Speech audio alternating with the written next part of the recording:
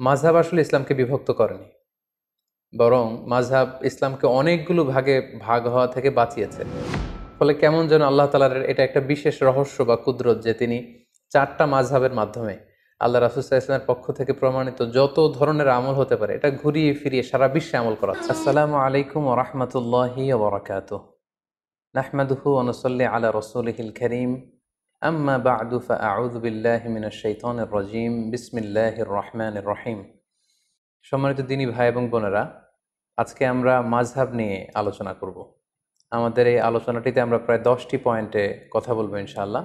আমরা শুরুতেই বলবো মাযহাব কি, তারপর শুনবো মাযহাব একাধিক হওয়ার কারণ কি, তারপর মাযহাবের প্রয়োজনীয়তা, মাযহাবের উৎপত্তি ও ক্রমবিকাশ, সেই হিসাবে 4টি বিখ্যাত যে মাযহাব হানাফি মাযহাব, মালিকি মাযহাব, শাফিঈ মাযহাব এবং হাম্বলি মাযহাব কি করে প্রতিষ্ঠিত হলো সে ব্যাপারে আমরা শুনবো। এবং সবশেষে এই মাযহাবের 4 ইমামের মাঝে সম্পর্ক কেমন ছিল এবং 4 ইমামের উদারতা, এবং একেবারে শেষে মাযহাব নিয়ে আমাদের সমাজে প্রচলিত সমাজে যে বাড়াবাড়ি চলছে সেগুলোর ব্যাপারে আমরা কথা শুনবো ইনশাআল্লাহ। তো শুরুতে আমরা জানবার চেষ্টা করব যে মাযহাব কি।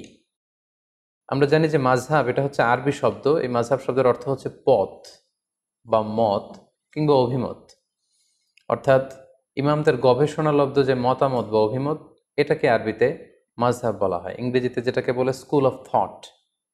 সংক্ষেপে বলা যায় যে যে পথের গন্তব্য কোরআন এবং সুন্নাহ সেটাই হচ্ছে মাযহাব। অনেক সময় এমন হয় যে কোরআন এবং সুন্নাতে যে বিধিবিধানগুলো দেয়া হয়েছে সেগুলো সরাসরি হয়তো আমাদের বুঝে আসে না, কিংবা মানাটাও আমাদের জন্য কষ্ট হয়ে যায়। সেক্ষেত্রে এটাকে বুঝবার জন্য, এটাকে সহজভাবে আমল করবার জন্য আমাদেরকে মাযহাবের থ্রুতে, মাযহাবের যে মতামত সেটার থ্রুতে যদি আমরা আমল করি সেটা আমাদের জন্য আমল করা অনেক সহজ হয়ে ওঠে। তাহলে আমরা বলতে পারি যে মাযহাব কোরআন সুন্নাহ বিরোধী কিছু নয়, বরং কোরআন এবং সুন্নায় যে বিধানগুলো রয়েছে এগুলোকে একটা ইন অর্ডারে, একটা সুবিন্যস্ত ধারাতে নিয়ে আসার চেষ্টা করা হয়েছে এই মাযহাবে। বেসিক্যালি কোরআন ও হাদিসের সবচেয়ে বিশুদ্ধ ব্যাখ্যাই হচ্ছে মাযহাবের ইমামদের সংকলিত ফিকহে ইসলামী, এবং এই ফিকহ শাস্ত্রের যে স্কুল অফ থট এগুলোকেই বেসিক্যালি মাযহাব বলা হচ্ছে। প্রসিদ্ধ মাযহাব আমরা জানি যে 4টি: হানাফি, শাফিঈ, মালিকি এবং হাম্বলি। আমরা জানি যে কোরআন সুন্নাতে বিক্ষিপ্তভাবে অনেক কিছু উল্লেখ করা হয়েছে এবং মাযহাবে সেটাকে সুশৃঙ্খলভাবে আমাদের সামনে উপস্থাপন করা হয়েছে। যেমন ধরুন, নামাজে ফরজ কয়টি বা নামাজের ওয়াজিব কয়টি, এ ব্যাপারে কিন্তু আপনি পুরো কোরআন চষে বা হাদিস ঘেটে আপনি বের করতে পারবেন না যে এতটি, মোট এতটি সালাতের ফরজ, এতটি হচ্ছে সালাতের ওয়াজিব। এইভাবে কোরআন সুন্নায় কোথাও উল্লেখ করা নেই। বেসিক্যালি মাযহাবের ইমামগণ নিরলস প্রচেষ্টা করে, অনেক গবেষণা করে বেসিক্যালি এই প্রশ্নের উত্তরগুলো খোঁজার চেষ্টা করেছেন, এবং তারা হাজার হাজার মাসআলা ইস্তেমবাদ করেছেন, যেটা আমাদের ইসলামী বিধিবিধানকে বুঝা এবং সহজভাবে মানা এটা আমাদের জন্য সহজ করে দিয়েছে। তাহলে আমরা এক কথায় বলতে পারি কোরআন সুন্নাহর সহজ এবং সার নির্যাসী হচ্ছে বেসিক্যালি মাযহাব। এবার আমরা জানার চেষ্টা করব মাযহাব একাধিক হওয়ার কারণ কি। যেহেতু শুরুতে আমরা বলেছি মাযহাব মানে মতামত বা অভিমত, সো প্রত্যেকের মতামত একরকম হবে এটা আসলে লজিক্যাল না, এটা যৌক্তিকও নয়। এক একজনের চিন্তা এক এক রকম, বুঝ একরকম, মতের ভিন্নতা বা বুঝের ভিন্নতা বা চিন্তার ভিন্নতা it's very common and very human. এটা মানুষের মাঝে থাকবেই, এটাই মানুষের সহজাত। এ কারণেই একাধিক মতামত কোরআন সুন্নাহর বিষয়ে আমরা পাচ্ছি। পাশাপাশি রাসূল সাল্লাল্লাহু আলাইহি ওয়াসাল্লামের পক্ষ থেকেও একটি আমলের ব্যাপারে একাধিক কোনো একটি বিষয় একাধিক আমলও প্রমাণিত হয়েছে, ফলে একাধিক মতামত এখানে গড়ে উঠেছে। যেমন ধরুন, সালাতে কখনো কখনো রাসূল সাল্লাল্লাহু আলাইহি ওয়াসাল্লাম বুকের উপরে তিনি হাত বেঁধেছেন, কখনো নিচে হাত বেঁধেছেন, কখনো নাভির সাথে মিলিয়ে হাত বেঁধেছেন, কখনো নাভি সংলগ্ন নিচে হাত বেঁধেছেন।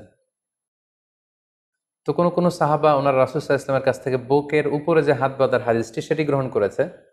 কোনো কোনো সাহাবারা নাভির উপরে যে হাত বেঁধেছে সেটা গ্রহণ করেছে। কোনো কোনো সাহাবারা নাভি সংলগ্ন নিচে যে হাদিসটি ওনার রাসূল সাল্লাল্লাহু আলাইহি ওয়াসাল্লামের কাছ থেকে দেখেছেন বা শুনেছেন সেটি গ্রহণ করেছেন। আবার কখনো কখনো আল্লাহ রাসূল সাল্লাল্লাহু আলাইহি ওয়াসাল্লাম টায়ার্ড হয়ে গেলে হাত বাঁধা থেকে হাত ছেড়ে দিতেন। অনেক সাহাবারা, বিশেষ করে মালিকি মাযহাবের অনেক অনুসারীরা এই মতামতটিকে গ্রহণ করেছেন। এভাবেই কিন্তু একটি প্রসঙ্গে বা একটি বিষয়ে রাসূল সাল্লাল্লাহু আলাইহি ওয়াসাল্লামের কাছ থেকে যখন একাধিক আমল প্রমাণিত হয়েছে, ফলে এই ক্ষেত্রে একাধিক মতামত বা ভিন্ন মত এখানে তৈরি হয়েছে। এই বিষয়টি যে শুধু মাযহাবের কারণে মাযহাবের ইমামরাই করেছেন এমনটি নয়, বরং রাসূল সাল্লাল্লাহু আলাইহি ওয়াসাল্লামের যুগেও সাহাবাদের মাঝে ফিকহি অনেক বিষয়ে মতভেদ কিন্তু আমরা দেখতে পাই। একটি বিষয়ে একাধিক মতামত দেখতে পাই। যেমন সালাতের শুরুতে কোনো কোনো সাহাবারা সূরা ফাতিহা শুরু করার আগে বিসমিল্লাহির রহমানির রহিম এটি আওয়াজ করে পড়ে তারপরে আলহামদুলিল্লাহি রাব্বিল আলামিন দিয়ে সালাত শুরু করতেন। আবার অনেক সাহাবারা সালাতের শুরুতে বিসমিল্লাহির রহমানির রহিম এটিকে আওয়াজ করে পড়তেন না, বরং আলহামদুলিল্লাহি রাব্বিল আলামিন এখান থেকে জাহারি কেরাতে আওয়াজ দিয়ে শুরু করতেন। তাহলে দেখুন সাহাবাদের সময়েও কিন্তু একাধিক মতামত বা ভিন্ন মত পাওয়া গিয়েছে।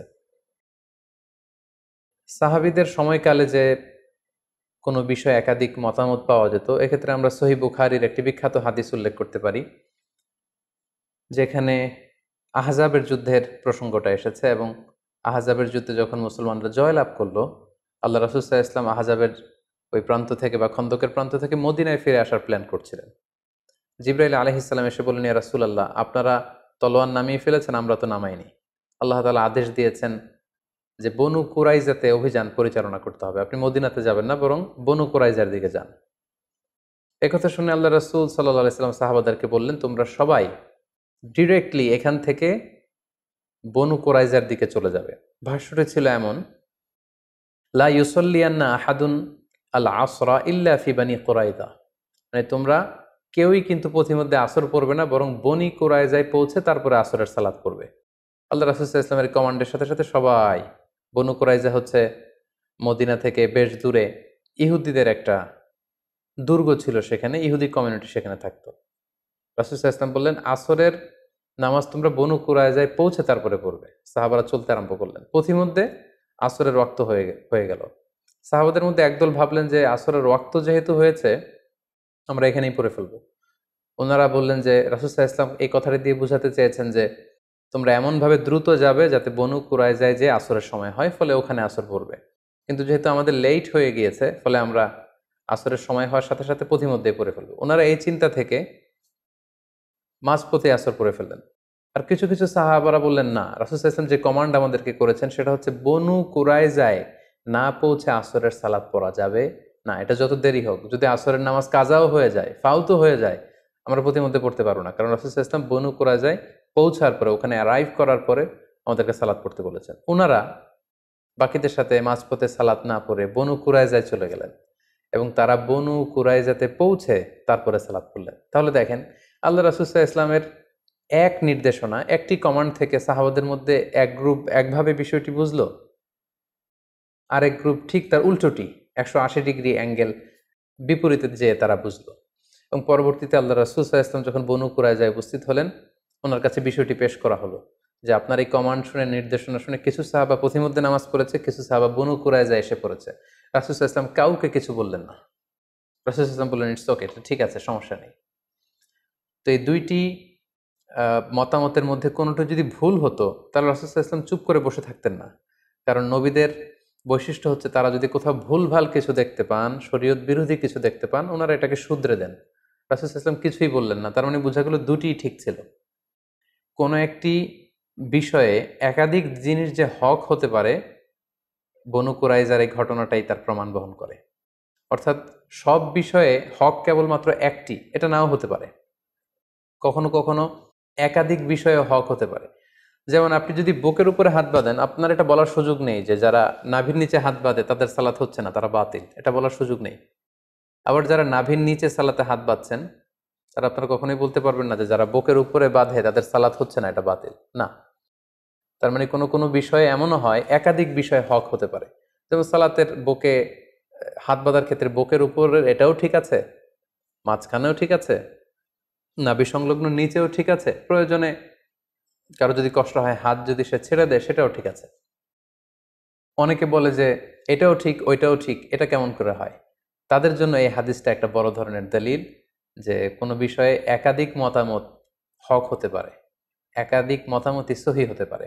নট নেসেসারি যে একটা বিষয়ই সঠিক হতে হবে, কখনো কখনো একাধিক বিষয়ও সহি হতে পারে। তাহলে এই প্রসঙ্গে আমরা বুঝলাম যে এই যে মতের ভিন্নতা, চিন্তার ভিন্নতা বা বুঝের, আন্ডারস্ট্যান্ডিং এর ভিন্নতা, এটা শুধু আমাদের সময় না, বা মাযহাবের ইমামদের মধ্যেই না, এটা সাহাবাদের মধ্যেও ছিল। আরেকটি মজার বিষয় এখানে উল্লেখ করা যেতে পারে। আমরা জানি যে আল্লাহ রাসূল সাল্লাল্লাহু আলাইহি ওয়াসাল্লাম মেরাজে গিয়েছিলেন, সশরীরে ওনার মেরাজ হয়েছিল। এই মেরাজে গিয়ে তিনি সরাসরি আল্লাহ তাআলাকে দেখেছেন নাকি দেখেননি, এ বিষয়ে সাহাবাদের মধ্যে দুইটা দল ছিল। যেমন আল্লাহ রাসূল সাল্লাল্লাহু আলাইহি ওয়াসাল্লামের প্রিয়তমা স্ত্রী আম্মাজান আয়েশা রাদিয়াল্লাহু তাআলা আনহা, উনি মনে করতেন যে মেরাজে যে রাসূল সাল্লাল্লাহু আলাইহি ওয়াসাল্লাম আল্লাহ তাআলাকে সরাসরি দেখেননি। আবু হুরায়রা রাদিয়াল্লাহু তাআলা আনহু এই মতামত গ্রহণ করেছেন।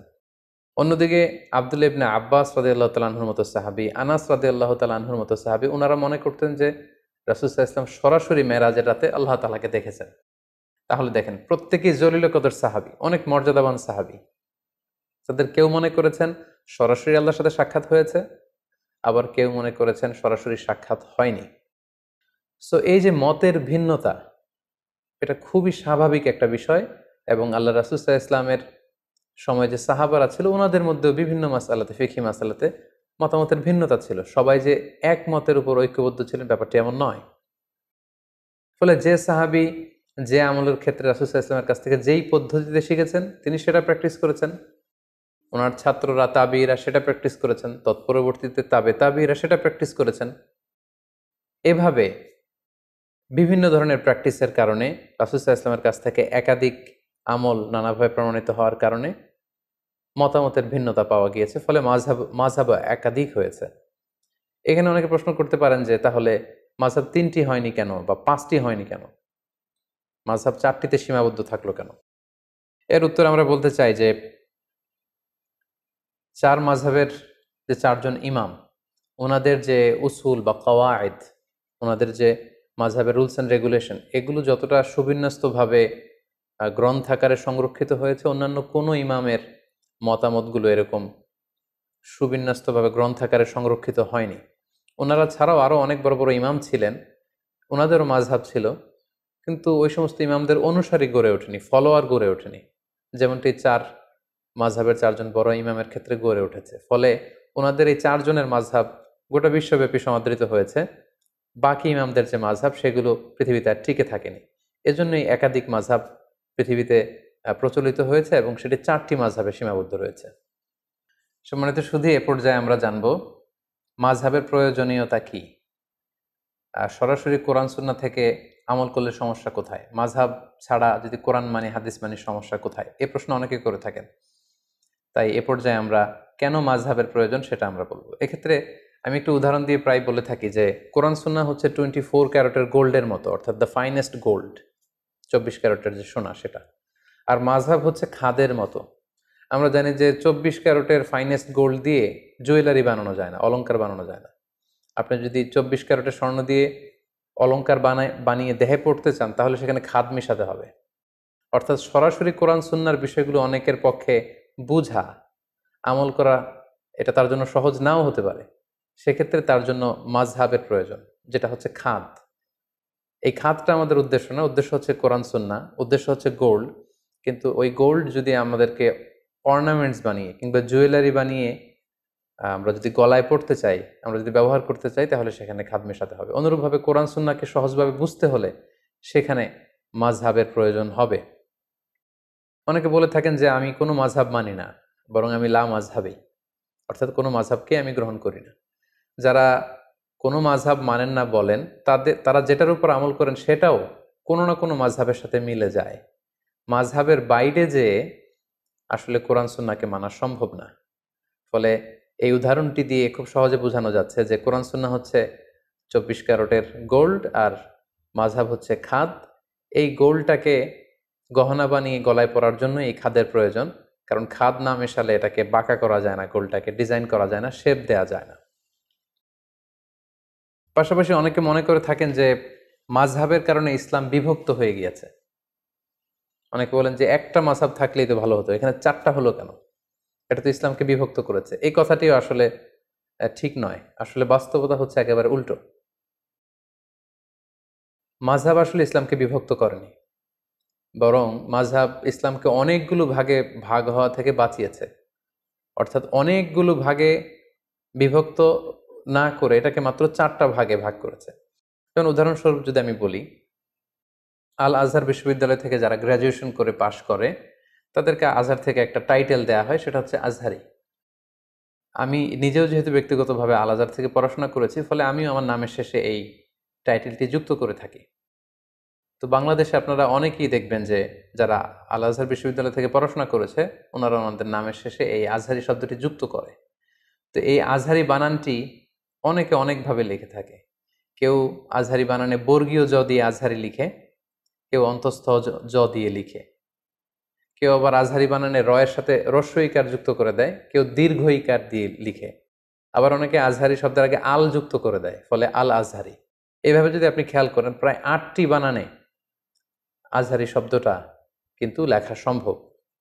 এক্ষেত্রে যদি ইসলামিক ফাউন্ডেশন বলে যে যে আজহারি শব্দটি কোন বানানে ব্যবহৃত হবে, এজন্য আমাদের একটা মতামত হচ্ছে এই বানানটাকে আমরা সাজেস্ট করি। ফলে আজহারি বানানোর জন্য ইসলামী ফাউন্ডেশন একটা মত প্রকাশ করলো, আর মত মানে মাযহাব, তার মানে এটা ইসলামী ফাউন্ডেশনের মাযহাব। বাংলা একাডেমি যদি বলে যে এক একজন এক এক বানানে না লিখে বিদেশি শব্দ বা আরবি শব্দ কোন বানানে লিখতে হবে, সেটা আমরা সহজভাবে আপনাদের সামনে উপস্থাপন করছি।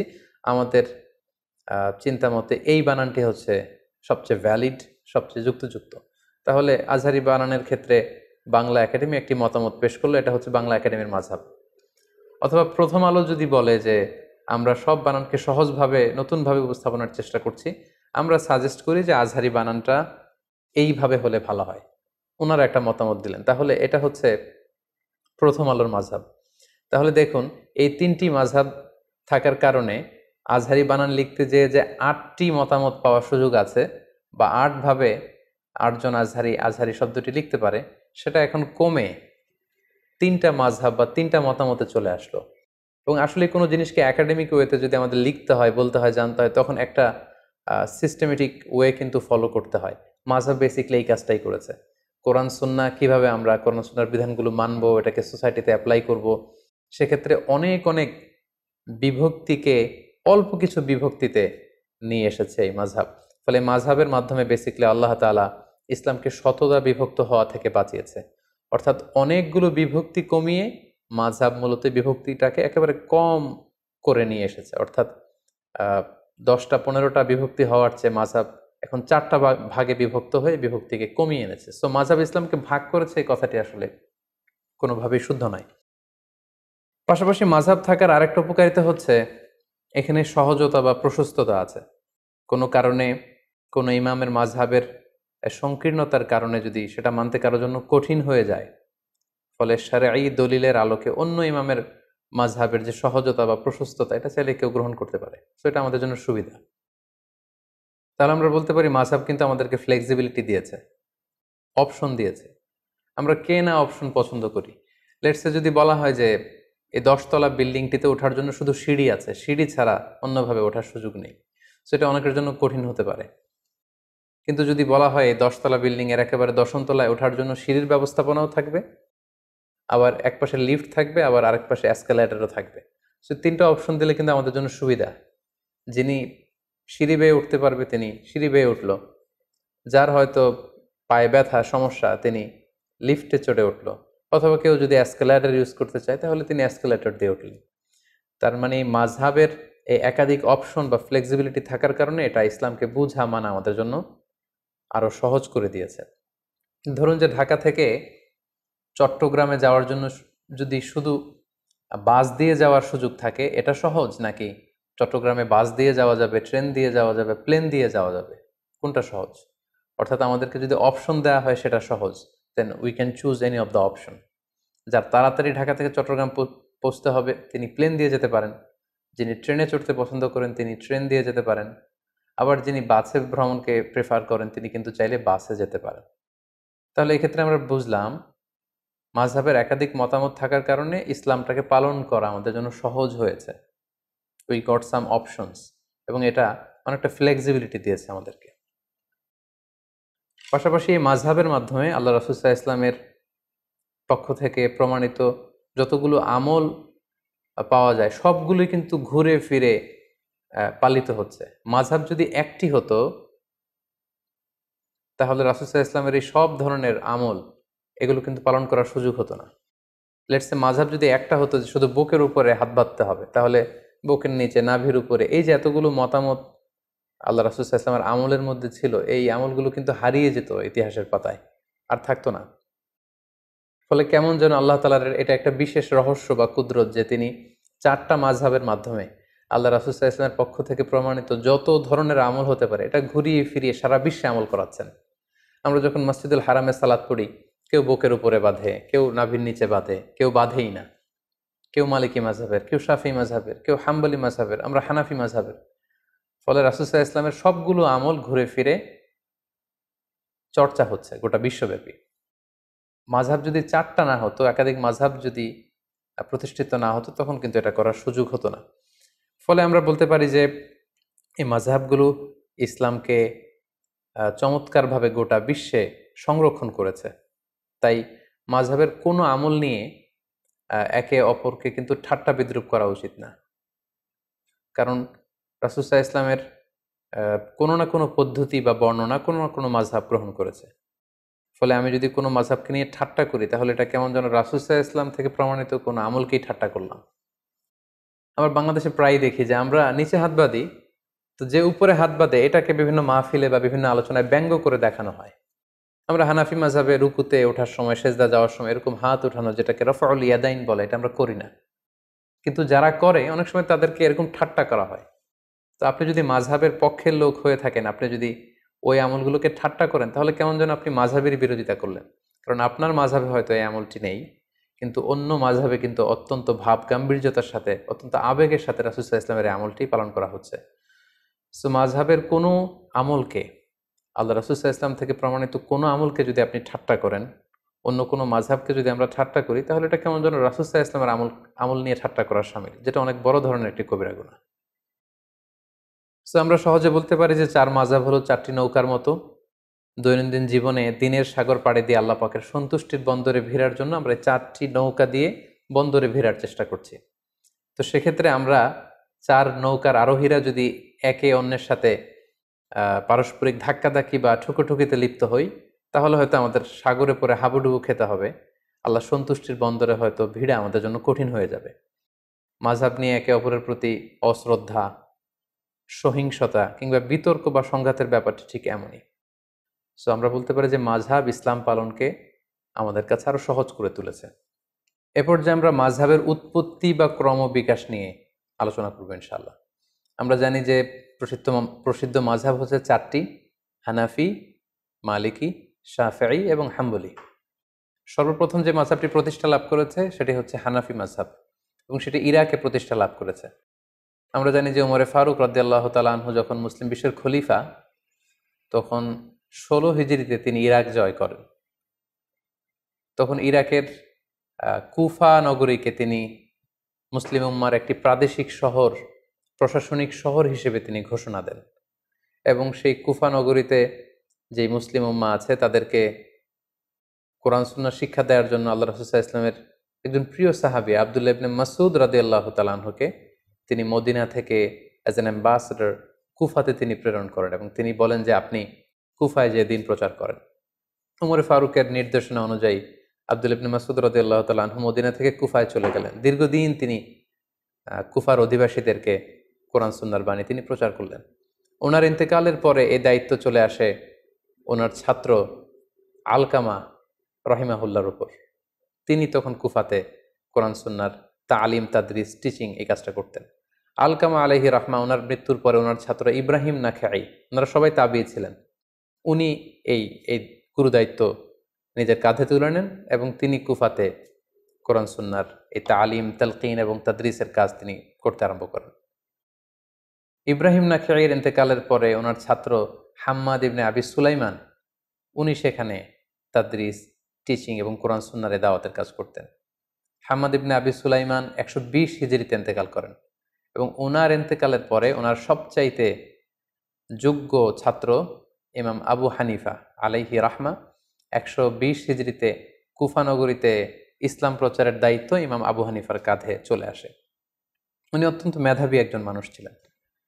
120 হিজরিতে যখন ইমাম আবু হানিফার কাছে এই দায়িত্ব চলে আসে, উনি বেসিক্যালি 80 হিজরিতে জন্মগ্রহণ করেন। ফলে 120 হিজরিতে ওনার বয়স তখন দাঁড়ায় 40 বছর। অর্থাৎ 40 বছর বয়সে তিনি কুফা নগরীর ইসলাম প্রচারের যে গুরু দায়ভার, এটা তিনি নিজের কাঁধে তুলে নেন এবং তিনি দায়িত্ব পেয়ে কিছু যুগান্তকারী সিদ্ধান্ত তখন তিনি নিয়েছিলেন। এবং আপনারা জানেন তখন ইসলাম খুব বেশি স্প্রেড হচ্ছিল, দলে দলে মুসলমানরা, লোকজন কালিমা পড়ে মুসলমান হচ্ছিল এবং নতুন নতুন অনেক ইস্যু, নতুন নতুন অনেক কন্টেম্পোরারি মাসআলা তখন আসছিল, যেটি আগে ছিল না। তখন ইমাম আল আযম আবু হানিফা রাহিমাহুল্লাহ ওনার মেধাবী ছাত্রদেরকে নিয়ে 40 জনের একটা প্যানেল করেন, একটা ফিক একাডেমি করেন এবং যত নতুন মাসালা আসতো উনি ছাত্রদের মাঝে মাসালাটাকে ছেড়ে দিতেন। ছাত্ররা অনেক ধরনের ডিসকাশন করে, আর্গুমেন্ট দিয়ে একটা পর্যায়ে যখন এটার উত্তরে পৌঁছতেন, তখন এই উত্তরটা ইমামে আজম আবু হানিফার কাছে দেয়া হতো। পরে ফাইনালি সবার কথা শুনে উনি ওইটার উপর জাজমেন্ট দিতেন, লিগ্যাল অপিনিয়ন দিতেন, সলিউশন দিতেন। এবং উনি কিভাবে সলিউশন দিচ্ছেন, কিভাবে কোরআন সুন্নাহ থেকে মাসআলাগুলো ইস্তেমবাদ করছেন, এগুলো ওনার ছাত্র মোহাম্মদ ইবনুল হাসান আশ-শাইবানি, আবু ইউসুফ রাহিমাহুল্লাহ, ইমাম জুফার, ওনারা এগুলো লিপিবদ্ধ করতে আরম্ভ করলেন। কোন রুলস অ্যান্ড রেগুলেশন, কোন উসুল, কোন মেথড এবং কাওয়ায়েদের ভিত্তিতে উনি কোরআন সুন্নাহ থেকে এই মাসালাগুলো ইস্তেমবাদ করেন, এগুলো যখন লিপিবদ্ধ করা হলো, তখন ওনার এই প্রক্রিয়া, কোরআন সুন্নাহ থেকে মাসালা ইস্তেমবাদ করার প্রক্রিয়ায় বিধিবিধানগুলো মানুষের মাঝে খুব বেশি সমাদৃত হতে শুরু করলো এবং এই কর্মযজ্ঞের মধ্য দিয়ে বেসিকলি উনি হানাফি মাযহাবের প্রতিষ্ঠা করেন। ঠিক একই সময়ে ওই সময়ে মদিনাতে আরেকটি মাযহাবের প্রতিষ্ঠা ঘটে, যেটি ইমাম মালিক রাহিমাহুল্লাহর নেতৃত্বে গঠিত হয়। তাহলে আমরা বলতে পারি যে ইমাম আবু হানিফা এবং ইমাম মালিক ওনারা সমসাময়িক সময়ের ছিলেন। 93 হিজরিতে ইমাম মালিক রাহিমাহুল্লাহ জন্মগ্রহণ করেন। ফলে মদিনা কেন্দ্রিক উনি আব্দুল্লাহ ইবনে আব্বাস, আম্মা জান আয়েশা রাদিয়াল্লাহু তাআলা আনহু, আব্দুল্লাহ ইবনে উমর, ওনারা যেই ইলম বা ফিক প্রচার করেছেন, সেটা সাঈদ ইবনে মুসাইয়েবের থ্রুতে, নাফে মাওলা ইবনে উমর ওনার থ্রুতে ইমাম মালিক সেগুলো কালেক্ট করেন এবং তিনি একটি সহিহ হাদিসের গ্রন্থ লিখেন মদিনাতে, যেটাকে মুয়াত্তা মালিক বলে পরিচিত। আমরা জানি যে বর্তমানে কালামে পাকের পরে, অর্থাৎ কোরআনুল কারীমের পরে সবচেয়ে সহিহ গ্রন্থ বলা হয় সহিহ বুখারীকে, অর্থাৎ বুখারী শরীফকে। কিন্তু ইমাম বুখারী লেখার আগে যেই গ্রন্থটাকে কোরআনের পরে সবচেয়ে বেশি সহিহ হিসেবে ধরা হতো, সেটা হচ্ছে ইমাম মালিকের লেখা মুয়াত্তা ইবনে মালিককে। উনি মসজিদে নববীতে বসে সেখানে দার্স দিতেন এবং উনারও অনেক ছাত্র, শাগরিদ, অনুসারী, ফলোয়ার মদিনা কেন্দ্রিক গড়ে ওঠে এবং উনি যে রুলস অ্যান্ড রেগুলেশনের আওতায় কোরআন সুন্নাহর মাসালাগুলো ইস্তেমবাদ করতেন, সেটার আলোকে উনি একটি মাযহাব প্রতিষ্ঠা করেন, সেটাকে বলা হয় মালিকি মাযহাব, যেটাকে মাদ্রাসাতু আহলিল হাদিস বলে, আর ইমাম আবু হানিফার মাযহাবকে বেসিক্যালি মাদ্রাসাতু আহলির রায় বলে। তাহলে সংক্ষেপে যদি আমরা এভাবে বলি যে ইমাম আবু হানিফা এবং ইমাম মালিক ওনারা সমসাময়িক ছিলেন। ইমাম আবু হানিফা ইরাক কেন্দ্রিক ইবনু মাসউদ রাদিয়াল্লাহু তাআলা আনহুর যেই জ্ঞান ওনার ছাত্রদের থ্রুতে ওনার হাতে এসেছে, সেটার উপর বেস করে ইরাকে তিনি হানাফি মাযহাব প্রতিষ্ঠা করেন। একই সময়ে মদিনাতে ইমাম মালিক রাহিমাহুল্লাহ উনি মালিকি মাযহাব প্রতিষ্ঠা করেন। তাহলে এইভাবে বেসিকলি হানাফি মাযহাব এবং মালিকি মাযহাবের সূচনা বা গোড়াপত্তন হয়েছে। ইমাম মালিকের পরে ইমাম মালিকের ছাত্র ইমাম শাফিঈ, যে বছর ইমাম আবু হানিফা ইন্তেকাল করেন 150 হিজরিতে, ঠিক সেই বছর ইমাম শাফিঈ জন্মগ্রহণ করেন। তিনি জন্মগ্রহণ করেন ফিলিস্তিনের গাজাতে। সেখান থেকে ওনার মা ওনাকে মক্কায় নিয়ে আসেন। মক্কা থেকে মদিনাতে ইমাম মালিকের কাছে তিনি পড়াশোনা করেন। পরবর্তীতে বাগদাদে ইমাম আবু হানিফার ছাত্র মোহাম্মদ ইবনুল হাসান আশ-শাইবানির কাছে পড়াশোনা করেন। এভাবে তিনিও অনেক বড় একজন স্কলার হয়ে ওঠেন। তিনি হানাফি মাযহাবের দ্বারা প্রভাবিত হয়ে প্রথমত বাগদাদে তিনি জ্ঞান চর্চা এবং জ্ঞান বিতরণ করেন। পরবর্তীতে তিনি যখন মিশরে চলে যান, সেখানে যে তিনি যত মাসআলা ইমাম আবু হানিফা কিভাবে বলেছেন এবং ওনার সরাসরি শিক্ষক ইমাম মালিক কিভাবে বলেছেন, এগুলোকে থরলি ইনভেস্টিগেট করে উনি নিজে আবার একটি মাযহাব প্রতিষ্ঠা করেন কিছু রুলস অ্যান্ড রেগুলেশনের আওতায়। ফলে 3 নম্বর মাযহাবের গোড়াপত্তন হলো ইমাম শাফির মাযহাব, যেটা মিশরে। ওনার কবরও মিশরে অবস্থিত। আমি নিজেও ইমাম শাফির কবর জিয়ারত করেছি মিশরে। আর ইমাম আবু হানিফার কবর হচ্ছে কুফাতে, আর ইমাম মালিক রাহিমাহুল্লাহর কবর হচ্ছে মাকবারতুল বাকিয়ায়, অর্থাৎ মসজিদে নববীর পাশে যে কবরস্থান, সেখানে ওনাকে দাফন করা হয়েছে। তাহলে আমরা পেলাম যে শুরুতে ইরাক কেন্দ্রিক হানাফি মাযহাবের গোড়াপত্তন হলো, মদিনা কেন্দ্রিক মালিকি মাযহাবের গোড়াপত্তন হলো এবং মিশর কেন্দ্রিক ইমাম শাফি মাযহাবের গোড়াপত্তন হলো। সর্বশেষে যে 4 নম্বর মাযহাবটি আছে সেটি হচ্ছে ইমাম আহমাদ ইবনে হাম্বালের মাযহাব। উনি অনেক বড় একজন ইমাম ছিলেন। উনি ইমাম শাফির সরাসরি ছাত্র ছিলেন এবং তিনি মুসনাদে আহমাদ ইবনে হাম্বাল নামে একটি হাদিসের গ্রন্থ রচনা করেছেন, যেটি হাদিসের একক গ্রন্থ হিসেবে সবচাইতে বড় হাদিসের কালেকশন। উনি বাগদাদে জন্মগ্রহণ করেছিলেন, ইমাম শাফিঈর সরাসরি ছাত্র।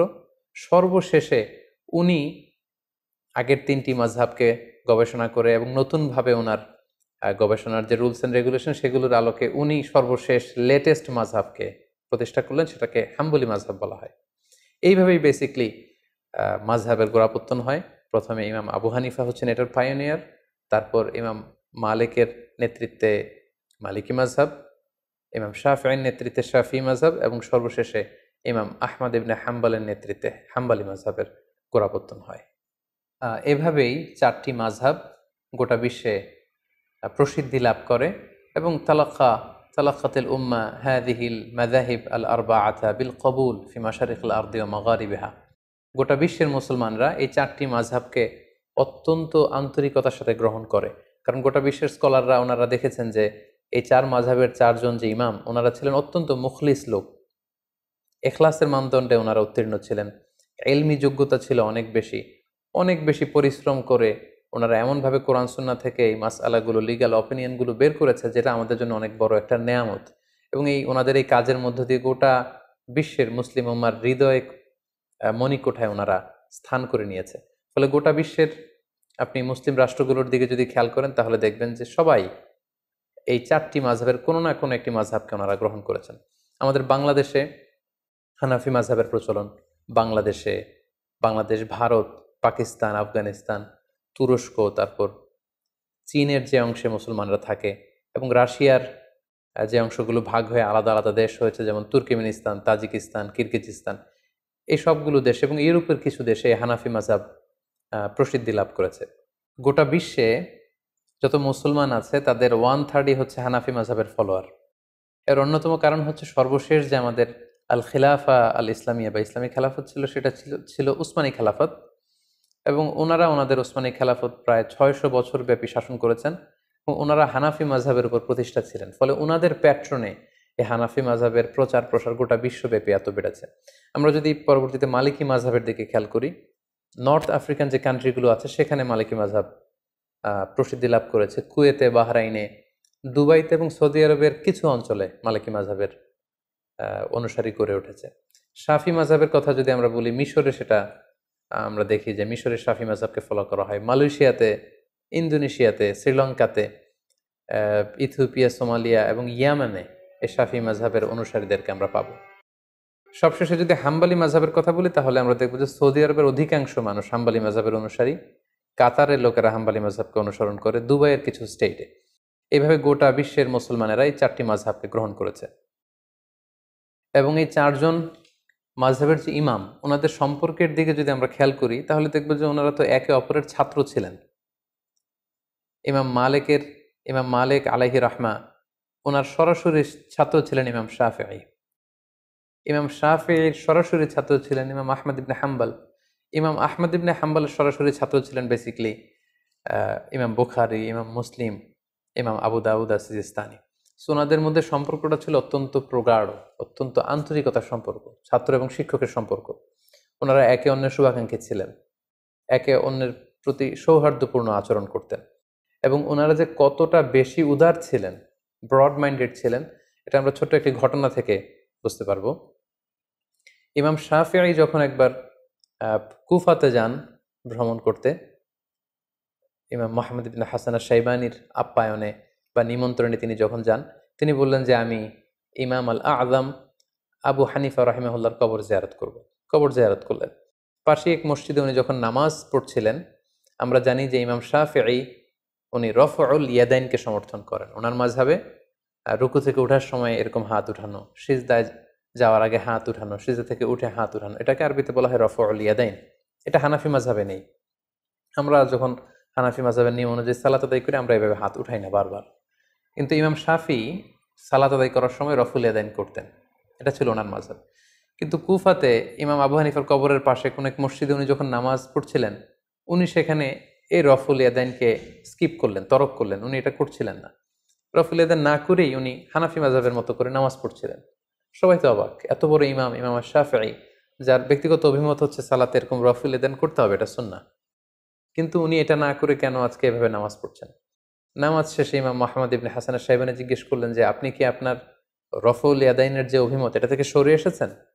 আপনি কি ইমাম আজম আবু হানিফার যে মতামত ওই মতামতে চলে এসেছেন? উনি বললেন, না, আমি আমার মতামত থেকে সরে আসিনি, আমার মতামত আগে যেটা ছিল সেটাই আছে। আমি ইহতিরামান লি আবি হানিফা, ইমাম আবু হানিফাকে সম্মান দেখানোর জন্য, যেহেতু পাশেই ওনার কবর, আমি ওনার এলাকা ভিজিট করতে এসেছি, তাই সম্মানার্থে আমার মতামতকে আমি এখানে স্কিপ করে ওনার মতামত অনুযায়ী সালাত আদায় করেছি। আল্লাহু আকবার কাবীরা। তার মানে কতটা উদার মানসিকতার ওনারা ছিলেন। মাযহাবের ইমামগণ এক একজন কত ব্রড মাইন্ডেড পার্সোনালিটি ছিলেন, কিন্তু আমরা ওনার অনুসারীরা সামান্য ছোট ছোট বিষয় নিয়ে, যেগুলো দিনের মৌলিক বিষয়, তো মাযহাবের মধ্যে কোনো পার্থক্য নেই, ফুরুআত যেগুলো অমৌলিক ছোটখাটো বিষয়ের পার্থক্য নিয়ে আমরা একে অপরকে বাতিল বলে ঘোষণা দিয়ে দিই, কাফির বলে ঘোষণা দিয়ে দিই, ইসলাম থেকে খারিজ করে দিই, যেটি মোটেও কাম্য নয়। সম্মানিত শুধু এ পর্যায়ে আমরা আমাদের আলোচনার একেবারে শেষ পর্যায়ে চলে এসেছি। এ পর্যায়ে আমরা মাযহাব নিয়ে, আমাদের সমাজে যে প্রচলিত বাড়াবাড়ি, এগুলো নিয়ে কিছু কথা বলবো। আহলে সুন্নাতুল জামায়াতের আকীদা হচ্ছে নবীরা হচ্ছে মাসুম, ওনারা কোনো ভুল করেননি, কোনো পাপ করেননি। তো আমরা শুধু নবীদের ক্ষেত্রেই এই মাসুম কথাটি যুক্ত করি, এবং সাহাবারা ওনারা হচ্ছেন মাহফুজ, ওনাদেরকে আল্লাহ বড় ধরনের কবিরা গুনাহ থেকে হেফাজত করেছেন, একটি দুইটি স্পেশাল কেস ছাড়া। আর মাযহাবের যে চারজন ইমাম আছে ওনাদেরকে আমরা মাসুম মনে করি না, ওনারা ভুল থেকে মাসুম নন, নিষ্পাপ নন। ওনাদের গবেষণা করতে যে ভুল হয়ে যেতে পারে, তবে আমরা ওনাদের এই গবেষণাকে এপ্রিসিয়েট করি। নাহনু নুহিব্বুহুম ওয়া নাহতারিমুহুম ওয়া লা নুকদ্দিসুহুম, আমরা ওনাদেরকে ভালোবাসি, ওনাদেরকে রেসপেক্ট করি, হৃদয়ের গহীন থেকে তাদের জন্য আমাদের ভালোবাসা আছে। ওনারা মুসলিম উম্মার জন্য আল্লাহ তাআলার পক্ষ থেকে অনেক বড় নেয়ামত, কিন্তু আমরা মাযহাবকে দ্বীন মনে করব না। ওয়ালা নাজআলু মাযহাবাহুম দীনান, ওনাদের যে মাযহাব মতামত এটাকে আমরা দ্বীন মনে করি না, বাল নাজআলু মাযহাবাহুম ওয়াসিলাতান লিফাহমিদ দ্বীন, আল্লাহর দ্বীনকে বোঝার জন্য এটাকে একটা মাধ্যম বা ওয়াসিলা আমরা মনে করি। চারজন মাযহাবের বড় বড় ইমাম ওনারা মুজতাহিদ ছিলেন, মানে গবেষক ছিলেন। আর আল মুজতাহিদু ইউসিবু ওয়া ইউখতি, যারা ইজতিহাদ করেন ওনারা সঠিকও করেন এবং মাঝে মাঝে ভুলও করেন, যেহেতু ওনারা মানুষ ছিলেন, সো ওনারা ভুলের ঊর্ধ্বে ছিলেন না।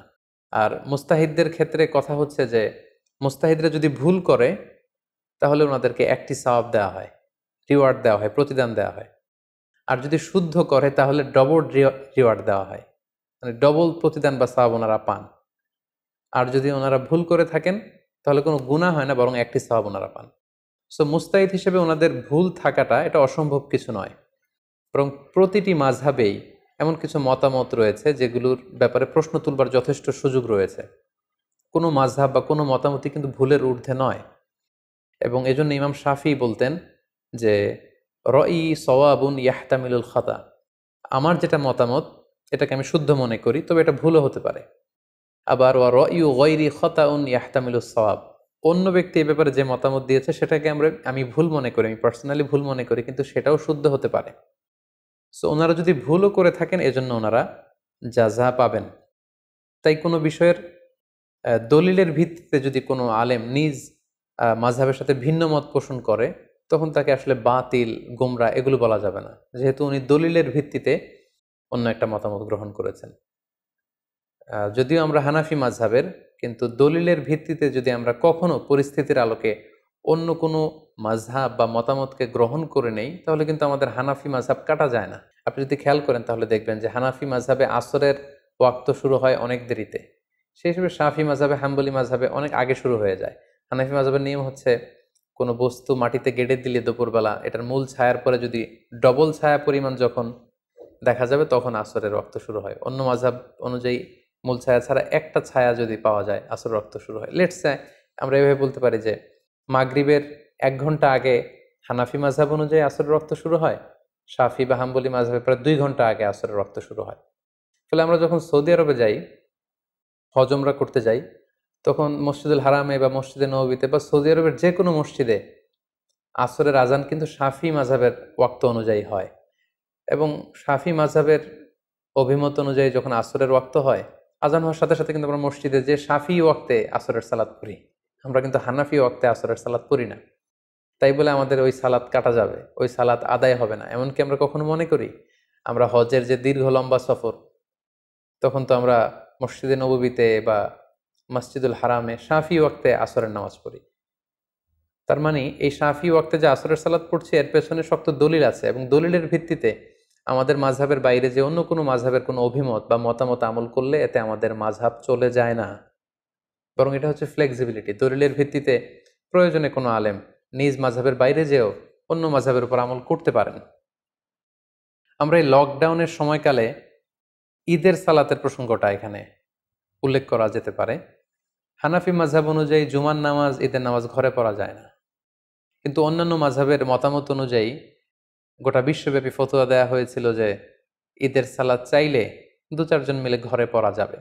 এবং আমরা গোটা বিশ্বে হানাফি মাযহাবের যে সমস্ত অনুসারীরা ছড়িয়ে ছিটিয়ে আছে, আমরা অনেকেই ঘরে কিন্তু ঈদের সালাত আদায় করেছি অন্য মাযহাবের নিয়ম অনুযায়ী। ফলে আমাদের হানাফিয়াত কাটা গিয়েছে, ব্যাপারটি কিন্তু এমন নয়। কারণ ওই আমলটির পক্ষে দলিল ছিল। আনাস রাদিয়াল্লাহু তাআলা আনহু একবার ঈদের সালাত মিস করেছেন, জামাত পাননি, বাড়িতে এসে ওনার ফ্যামিলির সবাইকে নিয়ে তিনি আবার ঘরে জামাত করলেন। এটাই ছিল দলিল, এবং এই দলিলের ভিত্তিতে কিন্তু আমরা অনেকেই ঈদের সালাত আদায় করেছি। তো এখানে প্রসঙ্গ হচ্ছে কোনো আমলের ব্যাপারে অন্য মাযহাবের যে মতামত দলিলের ভিত্তিতে সেটাকে যদি কেউ গ্রহণ করে তাহলে সে বাতিল হয়ে যাবে, সে গোমরা হয়ে যাবে, বা তার হানাফিয়াত কাটা যাবে, মাযহাব তিনি যে মাযহাব মানছেন সেটা কাটা যাবে, ব্যাপারটা কিন্তু এমন নয়। আমাদের বাংলাদেশে এই ব্যাপারটাকে খুব জটিল করে দেখা হয়। আমাদের বাংলাদেশের প্রেক্ষাপট হলো যে এখানে হানাফি মাযহাবের বিপরীতে যে কোনো প্রশ্নোত্তরে অংশগ্রহণ বা কোনো গবেষণার মোলাক্খাস এগুলো শেয়ার করা যায় না। আসলে কিন্তু ব্যাপারটি এমন নয়। আমরা যদি আমানা এলমিয়ার কথা খেয়াল করি তাহলে দেখব যে ইমাম আবু হানিফা বিভিন্ন বিষয়ে যে সমস্ত মতামত ব্যক্ত করেছেন, অনেক সময় ওনার হাতে গড়া ছাত্র ইমাম আবু ইউসুফ, ইমাম মোহাম্মদ ইবনে হাসান আশ-শাইবানি, ওনারা ইমাম আবু হানিফার বিপরীত মত দিয়েছেন। এমন না যে আমার উস্তাদ যেটা বলেছে আমরাও সেই মতে দিব, না, ওনারাও গবেষণা করেছেন, ওনাদের ইন্টেলেক্ট, ওনাদের রেশনাল খাটিয়ে ওনারা যদি ভিন্ন মত পেয়েছেন তো সেখানে বিরোধিতা করেছেন। সো এক্ষেত্রে আমাদের হাম্বল সাজেশন হচ্ছে আমরা নিঃসন্দেহে মাযহাবকে গ্রহণ করব, ধারণ করব, এবং কোরআন সুন্নাহকে সহজভাবে বুঝার এবং মানার জন্য মাযহাব এটা আল্লাহর পক্ষ থেকে একটি রহমত। কিন্তু এই মাযহাব নিয়ে যেন আমরা কখনো বাড়াবাড়ি না করি, বরং কোরআন সুন্নাহকে সহজভাবে মানার ক্ষেত্রে এই মাযহাবকে যেন আমরা সহায়িকা হিসেবে গ্রহণ করতে পারি। আল্লাহ তাআলা আমাদের সবাইকে কথাগুলো বুঝার ও আমল করার তৌফিক দান করুক।